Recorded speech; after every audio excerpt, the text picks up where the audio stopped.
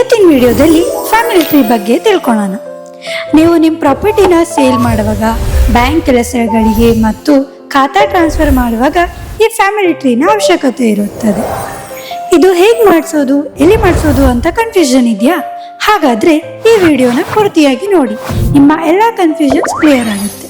ಮೊದಲನೇ ವಿಧಾನ, ನಿಮ್ಮ ಫ್ಯಾಮಿಲಿ ಮೆಂಬರ್ಸ್ನ ಎಲ್ಲರ ಆಧಾರ್ ಕಾರ್ಡ್ ಮತ್ತು ಯಾರಾದರೂ ನಿಧನರಾಗಿದ್ರೆ ಅವರ ಡೆತ್ ಸರ್ಟಿಫಿಕೇಟ್ ಆಧಾರದ ಮೇಲೆ ಒಂದು ಡ್ರಾಫ್ಟ್ ಅನ್ನ ರೆಡಿ ಮಾಡಿಕೊಂಡು ₹100 ಈ ಸ್ಟಾಂಪ್ ಆರ್ಟಿಕಲ್ 4 ಅಫಿಡವಿಟ್ ಅಲ್ಲಿ ಫ್ಯಾಮಿಲಿ ಟ್ರೀ ಡ್ರಾಫ್ಟ್ ಅನ್ನ ಪ್ರಿಂಟ್ ಹಾಕಿ ವಕೀಲರಿಂದ ನೋಟರಿ ಮಾಡಿಸ್ಕೊಂಡ್ರೆ ಸಾಕು. ಕೆಲವೊಂದು ಕೆಲಸಕ್ಕೆ ಈ ಅಫಿಡವಿಟ್ ಡ್ರಾಫ್ಟ್ ಸಾಕಾಗುತ್ತೆ.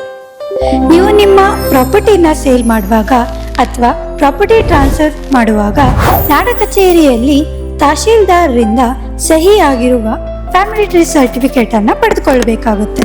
ನಾಡ ಕಚೇರಿಯಿಂದ ಫ್ಯಾಮಿಲಿ ಟ್ರೀ ಸರ್ಟಿಫಿಕೇಟ್ಗೆ ಬೇಕಾಗುವಂತಹ ಡಾಕ್ಯುಮೆಂಟ್ಗಳು ₹100 ಈ ಸ್ಟಾಂಪ್ ಮತ್ತು ಆ ಫ್ಯಾಮಿಲಿ ಟ್ರೀ ಡ್ರಾಫ್ಟ್ ಅಲ್ಲಿ ನೋಟರಿ ಆಗಿರಬೇಕು.